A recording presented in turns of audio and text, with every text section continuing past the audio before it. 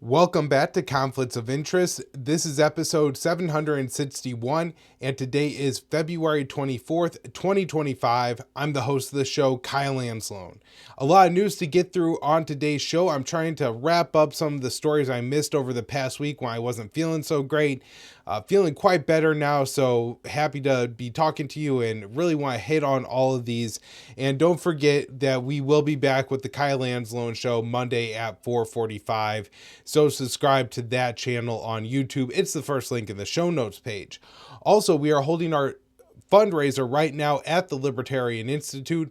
So if you can head on over and make a contribution, you'll be supporting all the work that I do. That includes this show.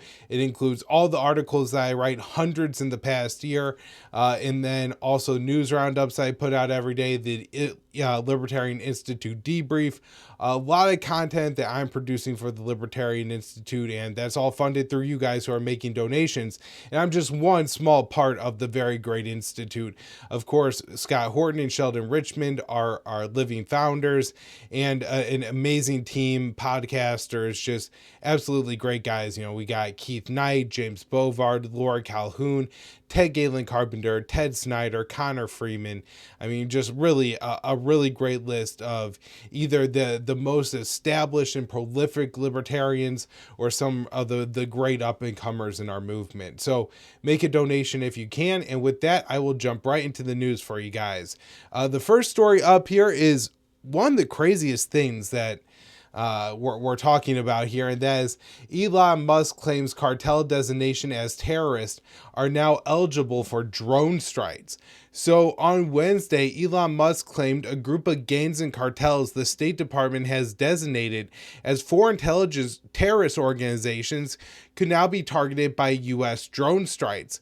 That means they're eligible for drone strikes, Musk, a close advisor to President Trump, wrote on X.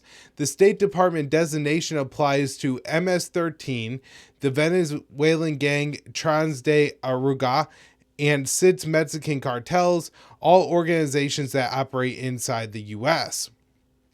The Foreign Terrorist Organization designation expanded sanctions on criminal organizations, but does not authorize the president to use military force against them. But the move is seen as the first step towards taking military action against cartels, an idea supported by many Republicans, despite the risk of blowback and bringing a hot war to American soil. And this is one thing that Dub Bandow points out in his article on this at the beginning of the Trump administration is just Afghanistan is a far away from the United States of America, and it's not like on the start the U.S. invasion of Afghanistan or Iraq that there were all that many Americans living there. But we're talking about millions of Americans that live in Central and South America. And so, you know, they would certainly all be at risk for kidnapping and other kind of terrorist activities and retaliation.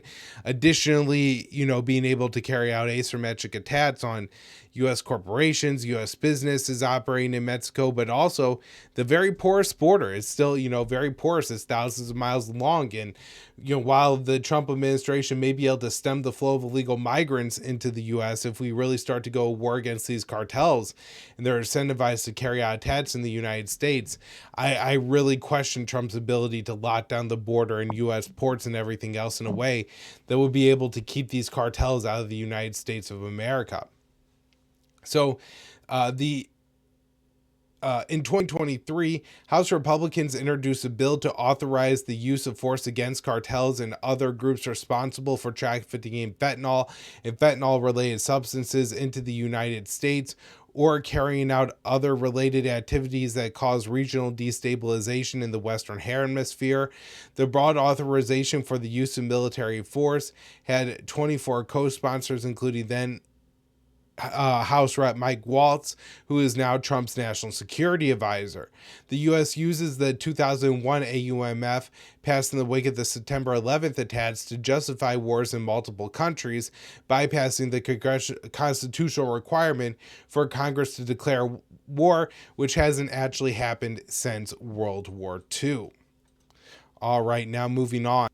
So next up is some bad news. Pentagon says headsets order will redirect spending, not make actual cuts. So acting deputy of Defense Robert G. Salas said in a statement on Wednesday night that Secretary of Defense Pete Hegseth has ordered a review of the Pentagon spending to realign spending to fund priorities of the Trump administration. The statement from Salas came after a report from the Washington Post that said Hegseth had ordered a plan to cut military spending by 8% each year over the next 5 years. But according to the statement from the acting Deputy Secretary of Defense, the idea is to redirect spending and not actually make cuts to the budget. So Salas said Hegseth has directed a review to identify offsets from the Biden administration fiscal year 26 budget that could realign from low impact and low priority Biden legacy programs to align with President Trump's America First priorities for our national defense. The department will develop a list of potential offsets that could be used to fund these priorities, as well as refocus the department on its core mission of deterring and winning wars. The offsets are targeted at 8% of the Biden administration's fiscal year 26 budget, totaling around $50 billion, which will be spent on programs aligned with President Trump's priorities. And so, of course, this isn't necessarily all bad. Maybe they, look at start cutting some of the more wasteful things that the Department of Defense does, like the F-35 project or ICBMs, although I doubt it. My guess is they don't cut anywhere near $50 billion. It's just maybe a few $1 billion in what they identify as, WOE, DEI, these kinds of programs that they don't like. I highly doubt they're talking about really redirecting a vast amount of spending, maybe some money away from Ukraine. I guess that could be one possibility where I would be happy with what they end up doing here. So on Thursday, Hegseth said the Trump administration would be taking $50 billion away from the woke Biden era non-lethal programs and instead spend the money on Trump's America First peace through strength priorities. Hegseth criticized the Washington Post for reporting on misrepresenting his memo, which he said was clear as a bell. The Pentagon chief said he wanted the biggest, most badass military on the planet. So in a statement from the deputy, he said that through the Trump administration's budget, the Pentagon will once again resource warfighting and cease unnecessary spending that our military back under the previous administration, including so-called climate change and other programs, as well as excessive bureaucracy. So Salas said spending priorities from the Trump administration include the Iron Dome from America, referring to a order from President Trump to establish a major new missile defense system, a project that would be a boon for weapons makers and likely start a new arms race. Trump has also backed a budget drawn up from House Republicans that would increase military spending by $100 billion. So according to Breaking Defense, the memo issued by Hegseth included 17 categories of spending that would be exempt from offsets, and that includes southwest border activities, combating transnational criminal organizations in the Western Hemisphere, audit, nuclear modernization, collaborative combat aircraft, Virginia-class submarines, executable surface ships, homeland missile defense, one-way autonomous systems, counter small UAS initiatives, priority critical cybersecurity, munitions, core readiness, munitions and energetics organic industrial bases, executable Indo-PACOM Milcon, so that's military construction in the Asia Pacific, and combat system support agency funding for Indo-PACOM, Northcom, Spacecom, Stratcom, Cybercom, and Transcom. So doesn't seem like there's a whole lot actually on the chopping block here. Next up, this one I wrote for the Institute on February 20th. Republican lawmakers demand a consistent forward projection to contain Russia and China. So in a letter, several Republican members of the House demanded the Pentagon retain and Eastern European policy involving a powerful force protection. The letter comes as President Donald Trump's administration is engaging in talks with Moscow and considering making significant cuts to the defense budget.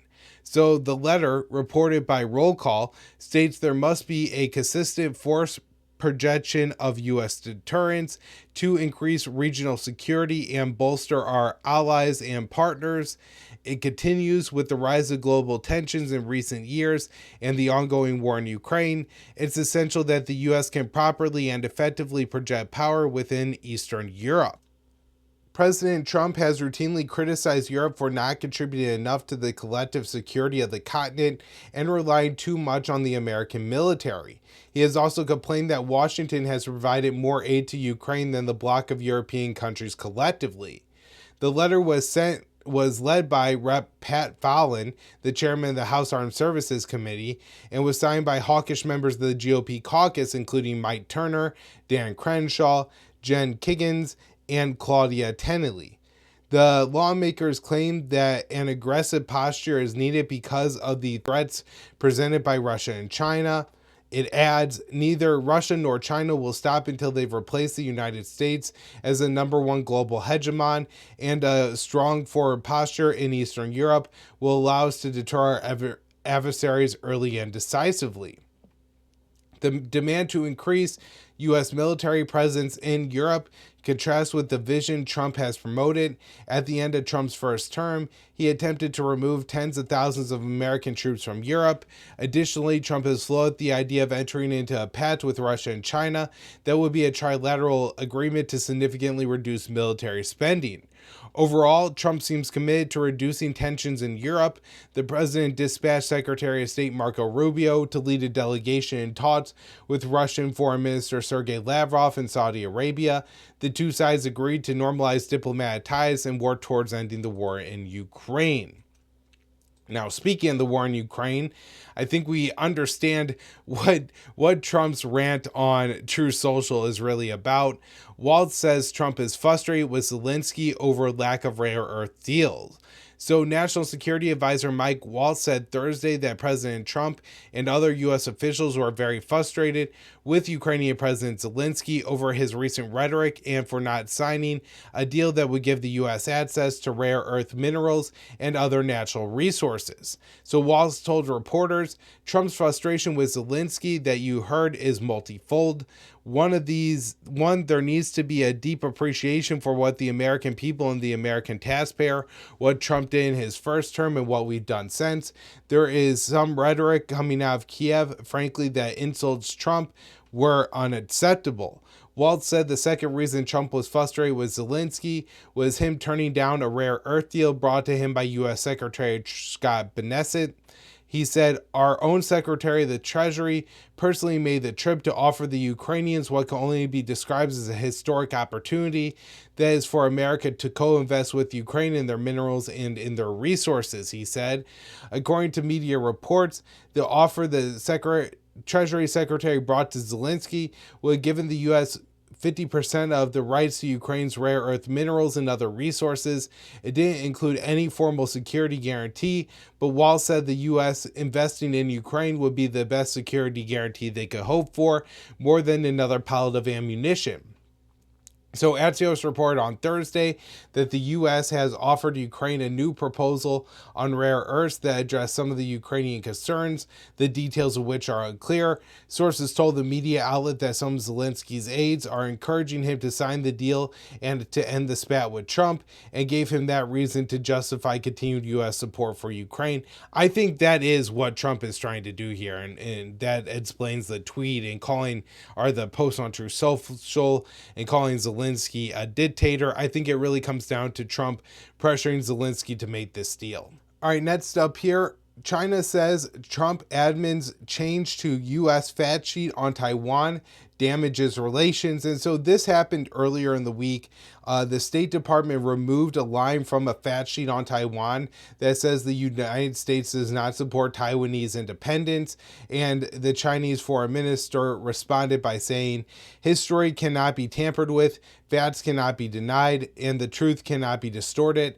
U.S. State Department updated its fact sheet on relations with Taiwan and gravely backpedaled on its position on Taiwan-related issues. I do think this is a concern, and while the Trump administration, a lot of the focus has been on the Middle East, Latin America, the southern border, Europe, the China issue is going to be a major issue in the coming months. And so this is a major step in the wrong direction for Trump coming into office. Next up, Israel has violated Gaza ceasefire 266 times, killing 132 Palestinians. Dave DeCamp wrote this one on the 18th. Israel has violated the Gaza ceasefire 266 times, killing 132 Palestinians since the truce went into effect on January 19th, Al Jazeera reported, citing Palestinian security sources. Out of the 132 people killed, 26 succumbed to wounds received during Israeli attacks. Over 900 Palestinians have also been injured by Israeli gunfire and airstrikes. In many cases, the IDF acknowledges that its forces fired on Palestinians simply because they were approaching IDF troops due to the Israeli military's open fire policy. An unarmed Israeli civilian contractor was also killed, who just, walked too close to the Israeli troops, looking too much like a Palestinian, and so he was gunned down. The Palestinian security sources said other ceasefire violations have included strikes on vehicles headed to northern Gaza, attacks on bulldozers working to clear the rubble, and gunfire on civilians attempting to return to their homes. Al Jazeera also reported that the Israeli gunfire killed a child in Rafah, southern Gaza, on Tuesday, and another was wounded by an Israeli attack on Gaza City. It's unclear if the latest violence was included in their casualty count. So despite the Israeli ceasefire violations, Hamas is still going through with hostage release and announced on Tuesday it would be releasing 6 living hostages in exchange and for dead Israeli hostages this week. Hamas said in that exchange, Israel agreed to allow mobile homes and construction equipment to enter Gaza. The fact that Israel has been blocking such equipment is also a ceasefire violation, since it made a commitment to allow those vehicles into Gaza under the initial hostage deal.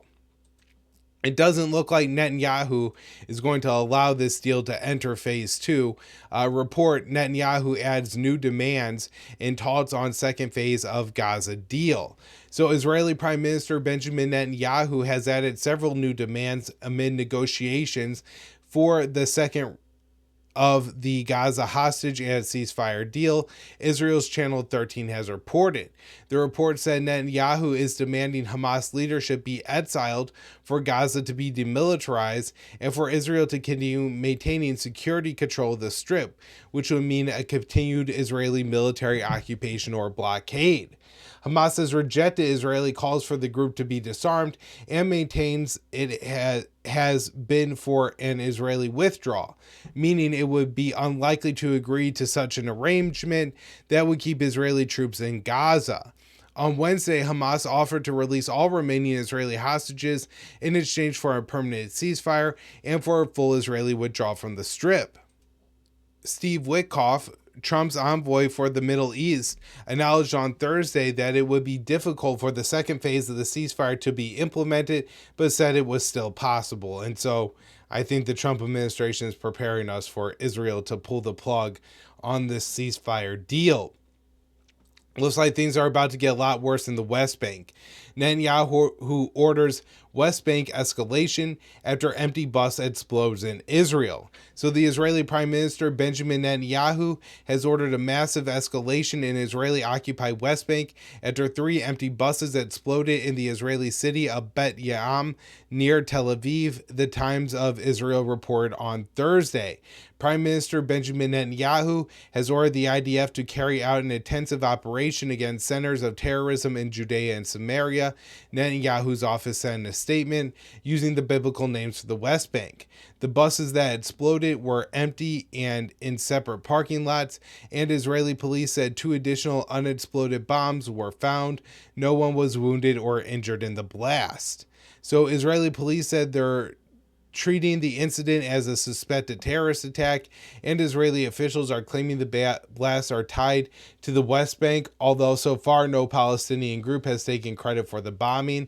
On January 21st, Israel launched new operations in the West Bank dubbed Iron Wall that focus on the northern cities of Tulkarm and Jenin and their refugee camps. Dozens of Palestinians have been killed and tens of thousands have been forcibly displaced from their homes, the most significant displacement in the territory since 1967.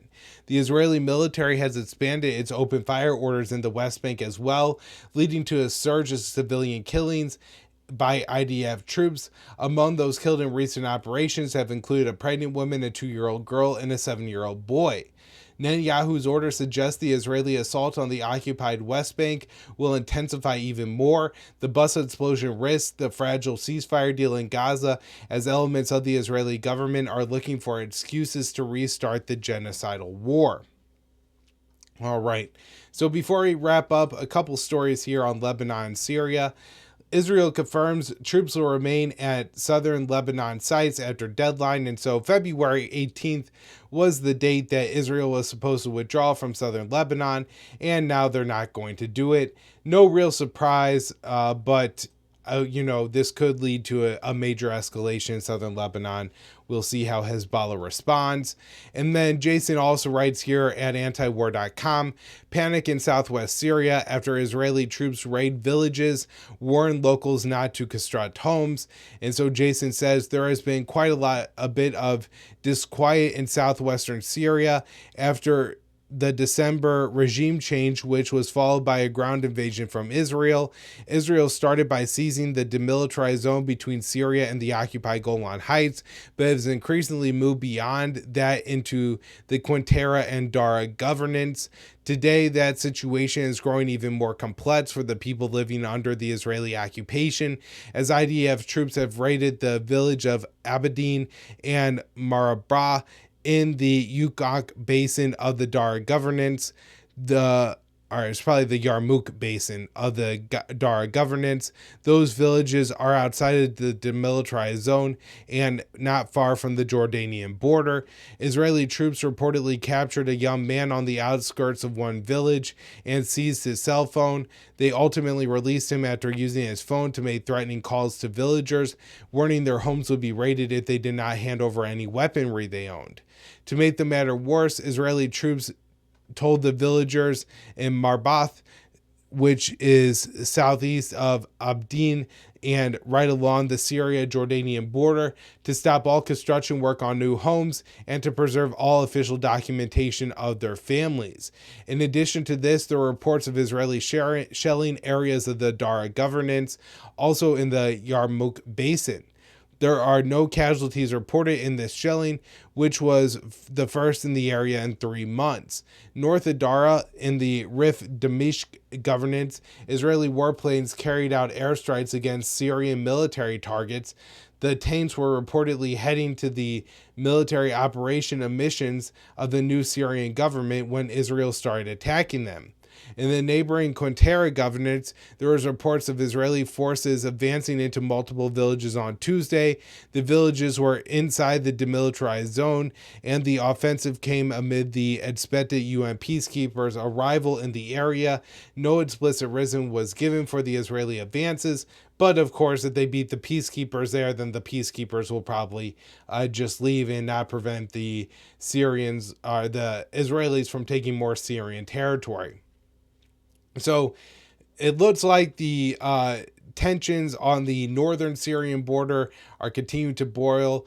Turkey and the Syrian Kurdish SDF trade fire in northern Syria. So the announcement earlier this week that the SDF had agreed to integrate into the Syrian army does not to be appear to be impacting the ongoing fighting, the Aleppo governance, where Turkey and the Turkish-backed SNA continue to try to push into Kurdish-held territory, and both sides are trading fire across the region.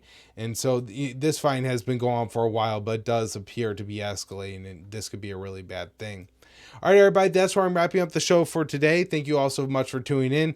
We'll be back with more episodes on Monday. And if you're still listening, head on over to the Libertarian Institute and make a donation to our fundraiser. Help us hit our goal. Help me to continue to do all the work that I do that so many of you enjoy. Thanks, everyone.